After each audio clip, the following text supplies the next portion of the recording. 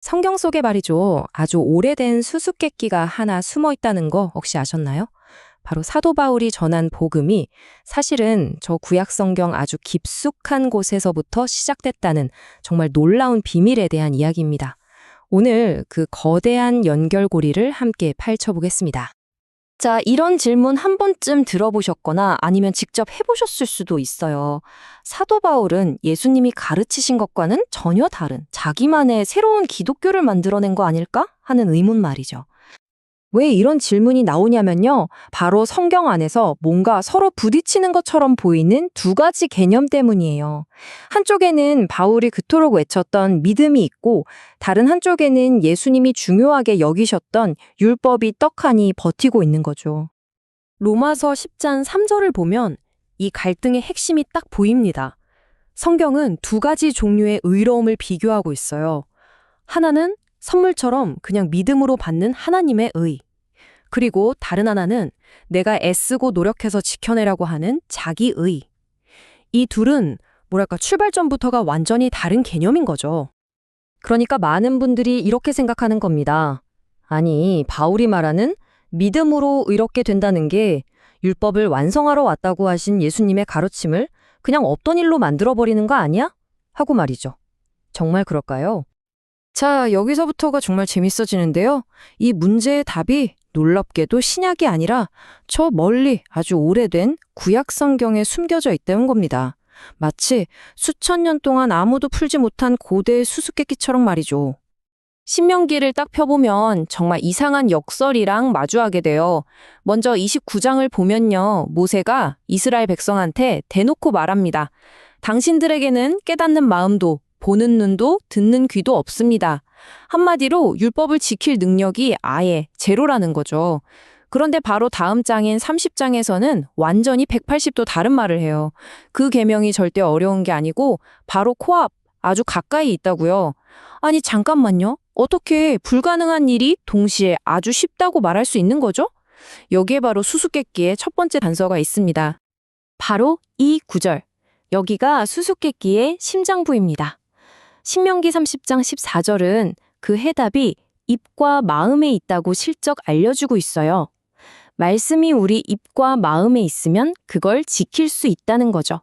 이 입과 마음, 이 두 단서 꼭 기억해 두셔야 합니다. 자, 이제부터 진짜 탐정 놀이를 시작해 볼까요? 성경 곳곳에 흩어져 있는 이 단서들을 하나씩 따라가면서 수수께끼를 한번 추적해 보겠습니다. 우리의 수사 경로는 이렇습니다. 신명기에서 수수께끼가 던져졌죠? 그게 잠언으로 넘어가면서 질문이 훨씬 더 날카로워지고요.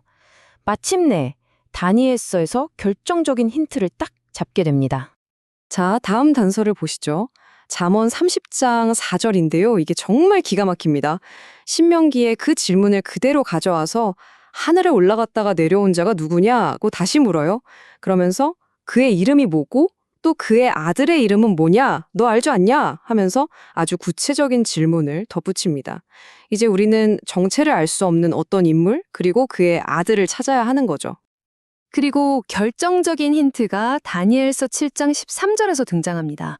다니엘이 환상을 보는데 인자 같은 이가 하늘 구름을 타고 오는 것을 본 거예요. 자, 이제 하늘에서 내려오는 존재의 이미지는 찾았는데 아직 그의 이름은 몰라요. 미스테리죠. 그리고 마침내 수백 년, 아니 수천 년간 이어져 온 이 거대한 수수께끼의 정답이 바로 신약 성경에서 밝혀지는 순간이 찾아옵니다. 누구겠어요? 바로 예수님께서 직접 그 답을 탁 하고 공개하십니다. 요한복음 3장 13절에서 이렇게 말씀하시죠. 하늘에서 내려온 자, 곧 인자 외에는 하늘에 올라간 자가 없느니라. 잠언이 던졌던 그 질문에 대한 완벽한 대답 아닙니까? 하늘에서 내려온 자, 그 인자가 바로 나다 라고 직접 밝히신 겁니다. 자, 그럼 이제 모든 조각이 맞춰졌으니 처음 질문으로 돌아가 볼까요? 사도 바울 말입니다. 이 수수께끼의 답을 알고 나면 바울은 더 이상 새로운 걸 만들어낸 사람이 아니에요. 오히려 이 오래된 비밀을 가장 명쾌하게 풀어주는 최고의 해설가로 보이게 되죠. 진짜 소름 돋는 건 바로 이 부분이에요. 로마서 10장에서 바울이 신명기 30장의 바로 그 구절을 직접 인용한다는 겁니다. 바울은 신명기가 말했던 네 입과 마음에 있는 말씀이 뭐냐? 그게 바로 우리가 전하는 그리스도를 믿는 믿음의 말씀이다 라고 선포합니다. 고대의 수수께끼와 예수 그리스도를 완벽하게 하나로 연결해버린 거죠. 그래서 바울이 로마서 10장 9절에서 기가 막힌 그림을 하나 그려줘요. 저는 이걸 구원의 샌드위치라고 부르고 싶은데요. 보세요. 신명기에서 나왔던 그 단서, 입과 마음을 그대로 사용하죠. 빵의 한쪽처럼 입으로 시인하고 다른 한쪽처럼 마음으로 믿으면 그 가운데에 구원이라는 아주 맛있는 결과가 놓이게 된다는 겁니다. 정말 명쾌하지 않나요? 아니, 그럼 대체 어떻게 불가능했던 순종이 가능해지는 걸까요? 그 비밀병기가 뭐냐는 거죠. 바로 성령입니다. 성령께서 도무지 깨닫지 못하던 우리의 돌 같은 마음을 마치 이식수술하듯이 이해할 수 있는 새로운 마음으로 바꿔주시는 거예요. 그래서 믿을 수 있게 되고 고백할 수 있게 되는 거죠. 이게 바로 우리가 흔히 말하는 거듭남의 진짜 의미입니다. 자, 이제 모든 게 명확해졌죠? 그리스도는 율법을 없애러 온 게 아니에요. 율법의 마침, 그러니까 율법이 달려가던 최종 목적지이자 완성, 그 자체였던 겁니다. 바울의 가르침은 예수님의 가르침과 모순되는 게 아니었던 거죠.